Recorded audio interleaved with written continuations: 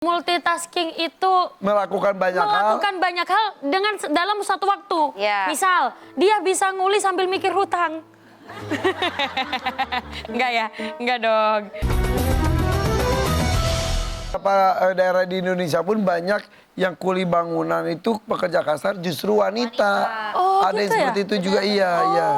Ada yang seperti itu. Ada? Iya, ada. Apalagi pekerja-pekerja TKW di luar negeri biasanya juga bekerjanya dalam bidangnya laki-laki sebenarnya. Iya, katanya maaf banget. Katanya lebih murah, tapi lebih teliti, lebih tekun katanya gitu. Oh. Tapi ya kadang-kadang kan tenaganya juga beda ya nih ya. Iya. Kekuatannya kan sebenarnya juga beda ya, Ayah. Salah satu bukti orang meremehkan wanita karena gendernya. Nah, padahal wanita bisa lebih tekun, lebih teliti daripada laki-laki. Wanita juga bisa lebih multitasking. Benul? Betul. Multitasking itu apa? Multitasking itu Melakukan banyak hal dengan dalam satu waktu. Misal, dia bisa nguli sambil mikir hutang. Enggak ya? Enggak dong.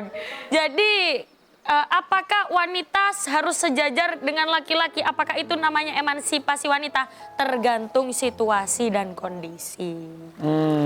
Jadi begitu. Misal, tentara, polisi, ada laki-laki, ada perempuan juga sekarang kan.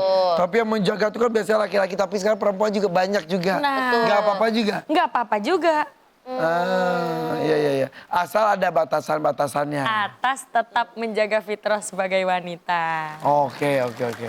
Tapi sekarang banyak loh wanita-wanita yang berhasil mematahkan stigma. Misalnya jarang perempuan hebat menjadi direktur suatu perusahaan besar, sekarang banyak. Oh iya. Atau misalnya jarang wanita yang menjadi direktur BUMN, sekarang ada wanita. Kalau wanita jadi pimpinan gimana nih? Iya, pimpinan suatu perusahaan lah gitu. Bahkan mungkin suatu daerah, bahkan suatu negara. Ya, apakah kenapa? boleh? Ya kenapa tidak?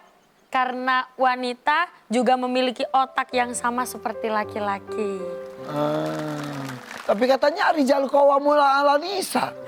Itu sebagai pepeling, pengingat bahwa wanita tetap harus tunduk kepada suaminya. Setinggi apapun jabatannya, segede apapun gajinya, dia harus tetap taat kepada suaminya. Jadi ketika pulang ke rumah, tetap dia menjadi istri. Betul. Berarti jangan sampai jabatan membuat seorang istri itu jadi tidak peka dan malah meremehkan suaminya gitu ya, Aning ya. Jadi gitu. ayat itu sebuah pengingat. Oke.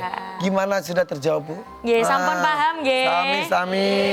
Wassalamualaikum warahmatullahi wabarakatuh. Waalaikumsalam warahmatullahi wabarakatuh. Lanjut, siapa lagi mau nanya?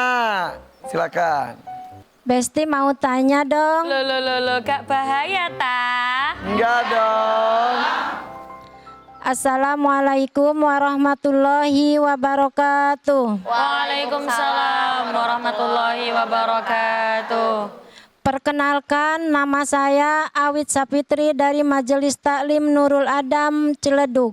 Oke, mau nanya apa itu? Saya mau tanya, Ning Umi, seorang wanita itu kan lebih mulia, tapi Lebih mulia di mana? di dalam rumah.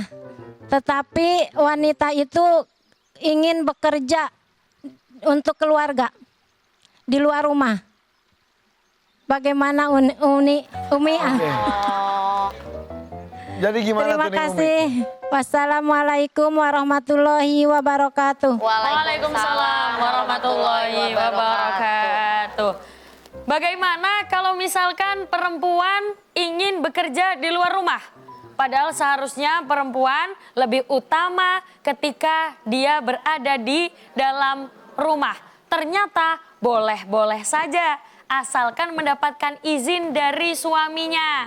Misal, ada juga Allah menitipkan rezeki lewat istri. Gak melulu lewat suami. Ada kok, itu juga terjadi pada zaman dahulu. Ada perempuan bernama Zainab. Siapa, Bu? Zainab ini bekerja terus. Kebetulan Allah menitipkan rezeki untuk keluarganya lewat sang istri. Lalu Zainab ini bekerja di luar. Jadi suami si Zainab ini di rumah menjaga anak. Terus habis itu bersih-bersih rumah. Jadi yang di rumah itu suaminya. Justru Zainab yang bekerja. Lalu bagaimana? Zainab bilang minta tolong ke Bilal. Bilal, tolong dong tanyain ke Rasulullah. Bagaimana hukumnya kalau misalkan aku yang mencari nafkah. Padahal posisiku adalah perempuan. Bagaimana tolong tanyakan. Lalu ditanyakan ke rumah Rasulullah. Tok tok tok, assalamualaikum. Tok tok tok, assalamualaikum. Waalaikumsalam. Lalu Bilal bertanya, ya Rasulullah, ada perempuan bernama Zainab. Dia bekerja untuk keluarganya. Kebetulan Allah menitipkan rezeki lewat seorang istri, bukan lewat seorang suami. Lalu bagaimana posisi Zainab ini Rasulullah? Lalu Rasulullah menjawab, qala na'am lahuma ajroni. Ajrul qorabah wa ajrus sodaqoh. Dia mendapatkan pahala.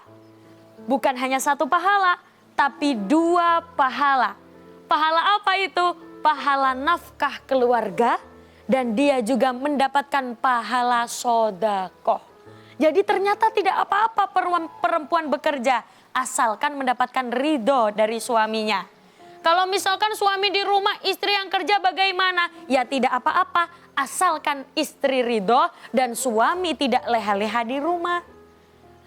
Misal ibu kerja banting tulang pagi sampai malam, nyampe rumah ternyata rumah berantakan, anak masih nggak ada yang ngurus. Setelah itu ibu tanya, Mas, kok aku nggak dibantu untuk ngasuh anak-anak? Ya kan itu tugas kamu sebagai wanita. Yang bersih-bersih kan harusnya kamu sebagai wanita. Lah bagaimana?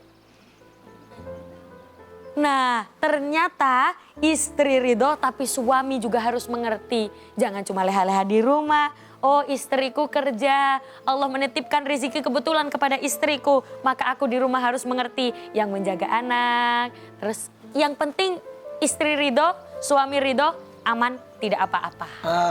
Karena Rasulullah SAW juga kalau tidak salah ketika kancing bajunya copot, beliau yang menjahit sendiri. Nah, Iya kan? iya, jadi kadang-kadang kan ada ya Bu, laki-laki kancingnya copot. Ini kamu perempuan harusnya jahit. Iya, itu saya tuh yang gitu.